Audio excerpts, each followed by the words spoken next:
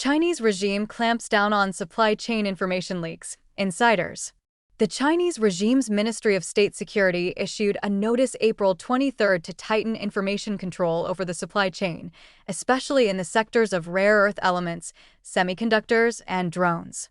The Chinese Communist Party has elevated industrial competition with other countries to the level of national security, subjecting corporate information to increasingly stringent controls, according to insiders who spoke with the Epoch Times.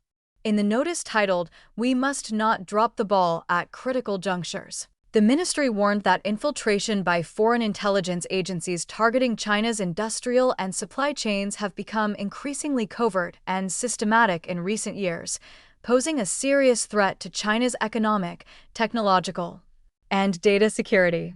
The ministry also disclosed details of 3 related cases.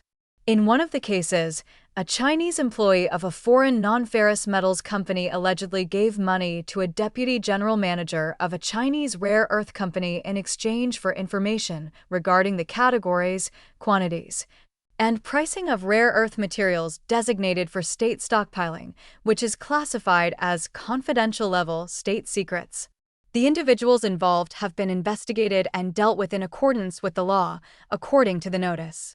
Ji Nan, an insider in China's non-ferrous metals sector who used a pseudonym out of fear of reprisal, told the Epoch Times that authorities have recently used counter-espionage propaganda to significantly expand the scope of classified information, aiming to send a warning domestically. Rare earths and related minerals are not unique to China. However, because mining and refining are highly polluting processes, China has been the main country doing these operations, he said. While these technologies do not qualify as cutting-edge high-tech, in recent years they have been elevated to the level of state secrets, thereby raising their strategic importance by several levels.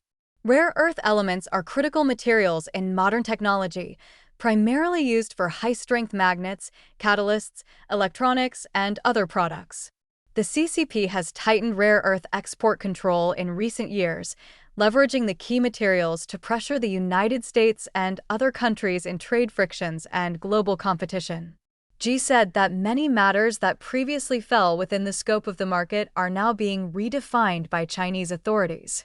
Since China imposed export controls on rare earths, gallium, germanium, and tungsten to nations such as the United States and Japan, engineers and technicians in these sectors have been placed on restricted exit lists, according to Ji.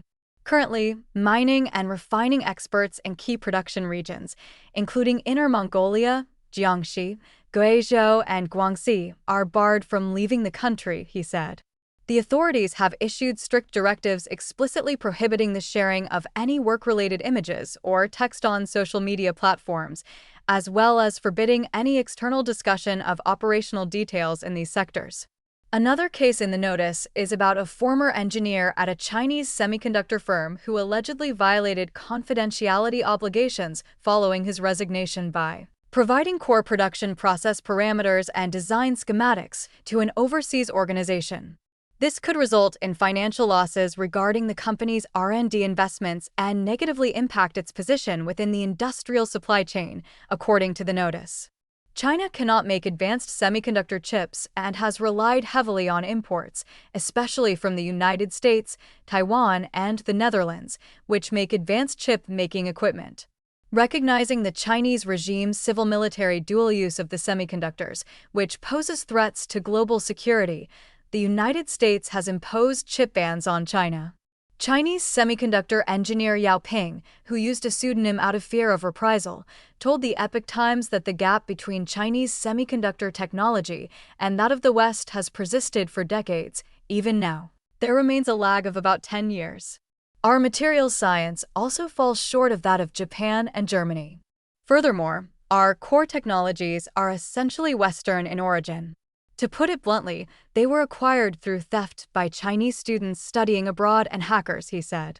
The authorities likely fear that these supposedly core processes, which are actually quite backward, might be exposed. Security overshadows technology. Yao said that while China holds a leading position in certain technological sectors, such as drones, cameras, and lithium-ion battery manufacturing, it does not possess true technological superiority. Ukraine's drone technology has now surpassed that of China. Rather than fearing the leakage of secrets, the real concern is that the outside world might discover China's technological backwardness and other shortcomings, he said of the regime's information control. Wang, a network engineer in China who gave only his last name out of fear of reprisal, told the Epoch Times the current reality in China is that security has taken center stage, while technology itself has receded into the background. Travel restrictions and background checks imposed on personnel in critical roles have already left many of my peers feeling anxious, he said. In the past, our discussions revolved around performance and architecture. Now, our primary considerations are compliance and risk mitigation. This all-encompassing regime of control effectively ties network security directly to individual accountability. For technical professionals, this constitutes not only a professional challenge, but also a source of significant psychological pressure.